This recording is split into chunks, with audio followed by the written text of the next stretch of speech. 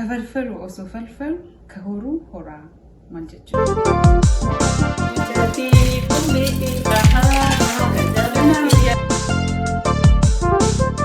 ما كان واتفاني أكتد أو واتفاني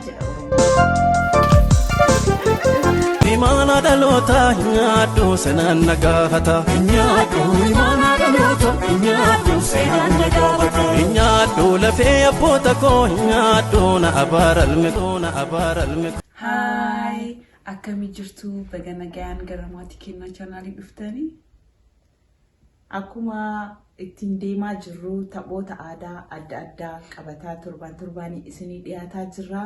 Taphni kunniin tapha haala salphaa ta'een ijoolleellee isinis bashannansiisu. Taphni adda isinii qabannee jiru kuni tapha baay'ee salphaa ta'ee adeemsichi tapha. Fakkeenyaaf maatii keenya keessaa, ollaa keenya keessaa maatiin sun ijoollee meeqa qabaa, dubara meeqa qabaa, dhiira meeqa qabaa jedhanii wal gaafachuuf tapha ittiin taphatamu jechoo. Mata duree isaa hibboon xari jedhama. Hibboon garaagarummaa qabaa. Hibboon waa tokko gaafatanii deebii wanta itti deebisan kun ammoo hibboon xari jedhanii waan maatii sanii gaafatan jechoo. Kallattimaan gara taphaa deemnaa. Yeroo seentan warri haarawaa taatan share, follow, subscribe, like nu gochuudhaan tapha aadaa kan babal'ifanna. kallattiin gara taphaa adeemnu galatooma. إيمانا دلوتا نيادو سنان نغافتا نيادو إيمانا دلوتا نيادو سنان Qophoftee taphaadhaatiif qophaa'eera jedhee yaada nagaafadha. yoo dogoggorte garuu Hin dogoggoru maatii keessa nagaafadha. I hope maatii keessa nagaafadha. maatii keessaas gaafadha. Amma gaafii amma si gaafadhu maatii keenya keessaa maatii nama tokko si gaafadha. Kanaafuu gara taphichaa deemna.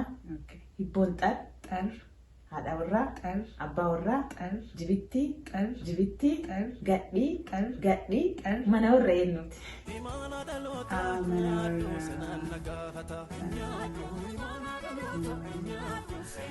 walbeekaa Beektee kan biraas ni qabna yaa kanaaf so kan biraallee maatii biraas ni qabna yaa. ganni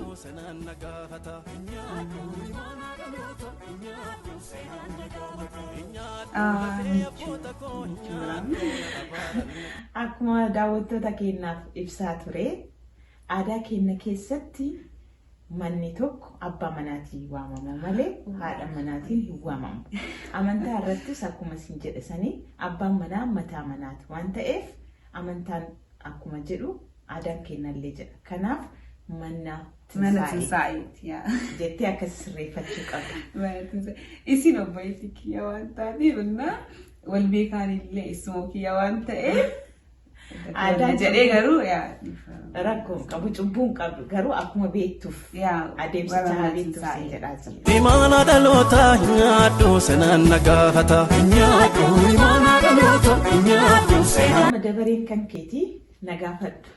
Okay, hibboon xar Xar abbaa warraa xar haadha warraa xar gadhii xar gadhii xar gadhii xar jibittii xar jibittii xar jibittii xar warra mana eenyuti. إيمانا دلوتا نيادو سنان نغافتا نيادو إيمانا دلوتا نيادو لفي أبوتكو mana gammachuu نأبار المكو إيمانا دلوتا نيادو سنان mana نغافتا Mustafaa. Mana Mustafaati. Mana Mustafaa. Ammaan si haa gaafadhu. Okay. Hibboon xar Xar haadha warraa xar abbaa warraa xar jibittii xar jibittii xar gadhii xar mana warra eenyuti. mana warra abdiiti. Yaa mana warra abdii. Yeroo tokkoon beektee jechuudha. Dafee atis na gaafadhu.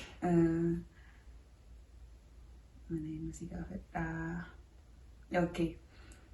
Hibboon xar Xar abbaa warraa xar haadha warraa xar jibittii xar gadhii xar gadhii xar mana warra eenyuti. Imana dhalootaa nyaadhu sanaan nagaafata. Jibittiin tokkoon Jibittiin tokko gadhiin lama Imaana dhalootaa nyaadhu sanaan nagaafata. I think hin dogoggore. Deebii gaafadha. Yeah, I think hin dogoggore. Jibitti tokko jedhee? Yeah. Okay, jibitti la gadhiin tokko. Arra deebii nagaa. Hibboon xar, Xar, abbaa warraa, xar, haadha warraa, xar, jibitti, xar, xar, gadhii, xar. mana warraa nuti. Kunis maatii keenyaa. Mana taaddeeti. Mana taaddeeti.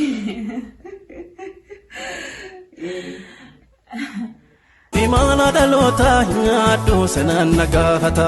Nyaadhu imaana dhalootaa nyaadhu. Daawwattoota keenyaa taphni amma argitan kun haala salphaa ta'een mana maatii keenyaa, mana ollaa keenyaa, ijoollee wajjin wal gaafataa, walii keenyaa bashannanaa taphataa yeroo tapha ittiin qabaannu tapha baay'ee salphaa ta'ee tapha nama dhibuu miti akka ijoollee walii hiriyyaa taatu, ijoollee walii firra taatu kanaan walii yaadachiisuu ta'a. Asirraan ammoo gara mammaaksaatiif hiikaa isaatiitti deebinaa. Ammas nu hordofaa hin jaalattanii faaloo nu godhaa. Galatooma. Imaana dhalootaa nyaadhu sanaan nagaafata. Nyaadhu imaana dhalootaa nyaadhu. Achiin kami dhiira akka ta'ee fi kam dubara akka ta'eef ittiin because konfiizii ta'aa ture ani illee. Dhugaa isiiti bakkee kanatti maal jechuu barbaadde akka aadaatitti tapha keessatti jibittiin dhiira jechuu, gadhiin dubartii jechuu. Jibittii yeroo lama mana nama tokkoo waamu fakkeenyaaf mana kiyyaa jechuu ijoollee an qabu abbaa manaa kiyyaa waamanii manni kiyya abbaa manaa kiyyaa waamamaa kanaaf maal jedhamu fakkeenyaaf haadha manaa jechuun na jechuu abbaa warraa jechuu abbaa manaa kiyyaa jibittii jechuu anama fakkeenyaaf dhiira lama dahee jira. Achiin booda gadhii yeroo sadii waamte dubartii sadii qaba jechuudha. Waliigala ijoollee shanii namni qabu eenyu maatii keessaa ollaa keessaa jedhanii tapha walittiin gaafatan. Gadhii jechuun dubartii jechuudha. Jibittii jechuun ijoollee dhiiraa jechuudha. Dhiifamaa odoo isin ibsine deemee isin na sirreessiteetti isinis na offolchaa isiniin jedha. Garuma ittaan deemna. Galatoomii. Homaa miti. Kan ittaanu maali? Mammaaksa. Okay. Mammaaksa ansi gaafadhaa. Hiika isaa immoo Rakkoo qaba. anaafillee isaaniifillee Rakkoo qaba. dubbisaa sii maal? Amma rakkoo qaba. Tapha kana keessatti atis barataa ijoolleen beennes barsiisaa deemta waan taateef si'i miti anuyyuu beekeen fitu.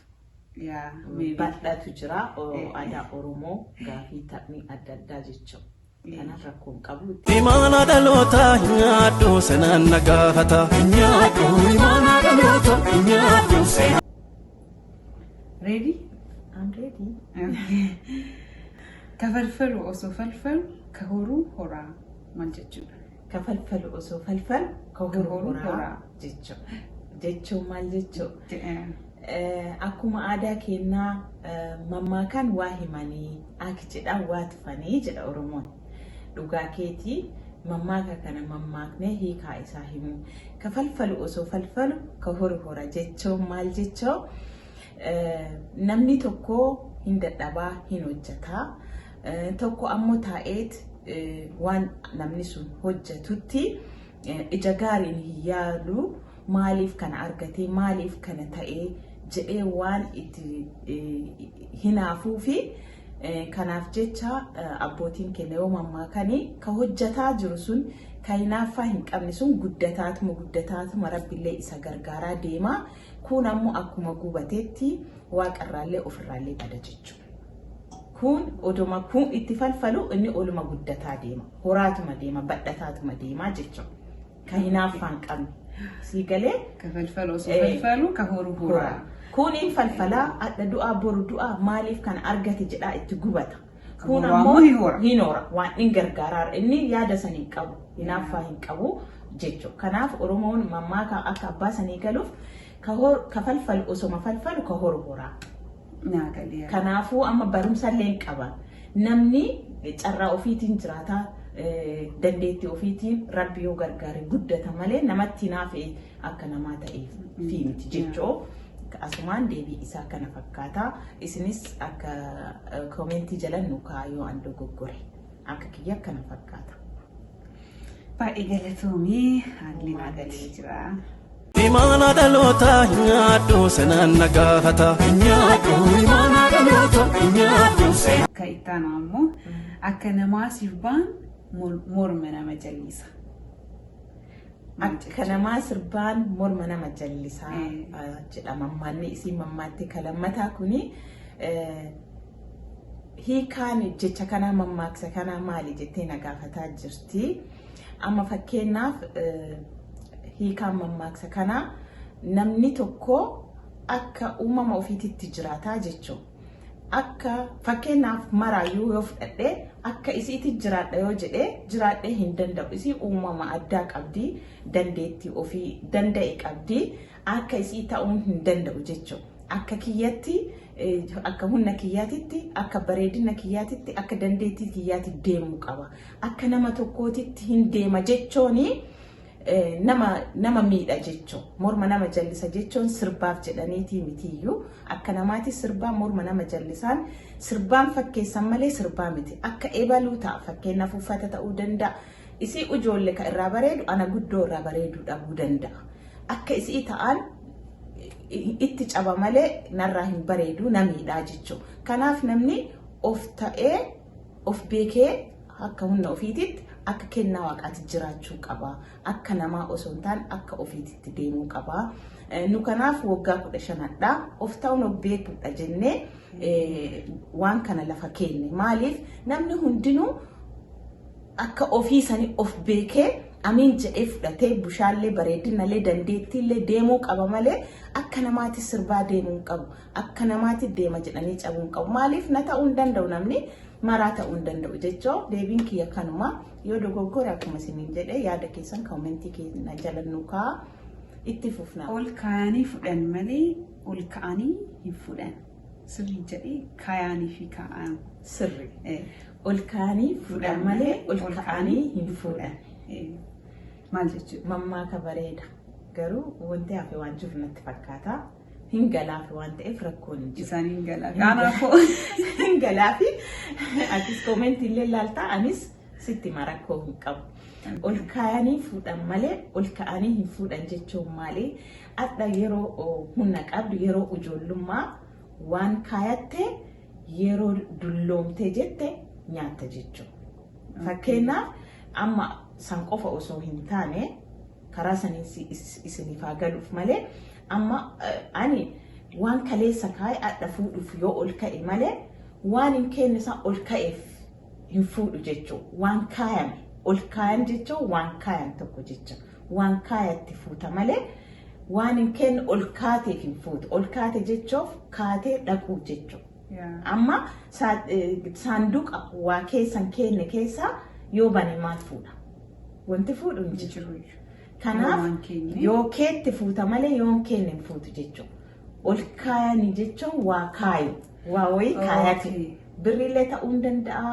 Midhaanillee ta'uu hin danda'a. Waan boruuf na fayyada jettee kaayattu jechuudha. Ol kaayachuu jechuudha. Yoo keettee malee yoo keen ol kaateef duwwaa deemte wanti fuutu hin jiru. Wanti kaayattee waan hin jirreef ol kaatee yoo deemte wanti fuutu hin jiru jechuudha. Kunis barumsa qaba akka kiyyatti jechuudha. Waan kana jaaladhiin da'uun baay'ee. Hundinuu ka jaalatamu waa malee hin mammaaka Oromoon. Barumsas ta'a irraa fayyadamtas irraa barattas. Amma guyyaa mammaaka kana dhageettee fiika isaa baratte irraa waa kaachuu yaadda jechuudha. Waan kaanne fuudhuu hin dandeettu. Sii galee mi'am waan hin kaayanne fuudhuu hin dandeettu jechuudha. Ol kaateef hin fuutu yoo keetti fuuta malee. Sii galee isinillee galaa abdii qaba. Waan xumurte natti fakkaata moo itti fuuta? Tokko qofa si gaafadha. Achi koomentii isaanii dhageenyee torbaan dhufu wanna goona. Torbaan dhufu kabiraallee yaa mammaaksa yoo jaalatan yoo isaan jaalanne itti nuuf fayyadaan kanaan deemna. Kabiraallee hin jaalatan. Amma tokko qofa si gaafadha. Isa dhumaa jechuudha. Tole uumaa rakkoo hin jiru. Imana dhaloota nyaadhu sanaan nagaafata nyaadhu imana dhaloota nyaadhu. Nuti biyya wajjin hirribaa. Maal jechuudha? Beektaa kun uumaan aangalleeyyuu mammaaksa kana dura akkasii gaafadhee explain osoo hin goone diqqoo naagalee ture. Garuu duutii biyya wajjin hirriba. Uummata akkanaan galleeyyuu dhugaa uumaa jechuudha duutii. Dhugaa keetii wanna si jechuu danda'a duutii akka du'aatitti beekta. Isaan du'a amma mammaaksi kan wanti mammaakameef duutii biyya wajjin hirriba jechuun ummanni wanti rakkoon jechuun rakkoon beela ta'ee du'a saniiyyuu ta'ee miidhama ta'ee yoo ummata waliin miidhaan fe'isitti galee akka nama rafeetitti sitti tolaa jechuun wanti adda addaa kophaa kan kee osoo hin taane nama baay'ee biyya wajjin jechuun ummata kan kee wajjin yoo miidhamte miidhaan sun sitti hin dhagahamu jechuun. Ummata kee wajjin yoo miidhamte waan ummata kan kee jiru garuu ummata kan keetiin addatti ati kophaa kan kee miidhaa wayii yoo sirra gahe miidhaa. Amma duutii biyya wajjin hirriba jechuun miidhama amma fakkeenyaaf lolatu jira wanna baay'eetu jira wanti beelatu jira wanta adda addaatitti sirra gaha jechuudha. Kanumarraan kun akkasitti naaf gala isinis akkuma isiniin jedhee deebii keessaniin kennitanii. Kabira ammoo fakkeenyaaf rakkoo wayii yoo biyya kanatti uumamee baqannee jennee yoo uummata waliin baqannee baqa hin beektanii godaansa jechuudha. Akka nama biyya tokko godaansa jechuun ijoollee namni gurguddaan umrii kiyyaa hundinuu hin beektanii ijoollee biyya kanaatiif addaan baasara. Godaansa jechuun fakkeenyaaf amma biyya kana yoo beelli jiraate biyya nyaanni jiru biyya midhaan jiru godaanu jechuun yoo biyya kanatti margi horii hin jiraanne horii keenya qabannee biyya margi jiru godaanu jechuun godaansa hiikaa godaansaati sun. Maal jechoo barbaadeeti hiikaan qaraa sun gara biraa ammoo yoo biyya waliin baqatanii jedhanii baqachuun sunuu akka godaansaati jechuudha. Kanaaf kana fakkaatu kaadhaa asumarratti xumurraa waan nu wajjin turtaniif baay'ee isin jaalannaa baay'ee galatoomaa waan nu jajjabeessaa jirtaniif ammas nu jajjabeessaa isiniin jenna.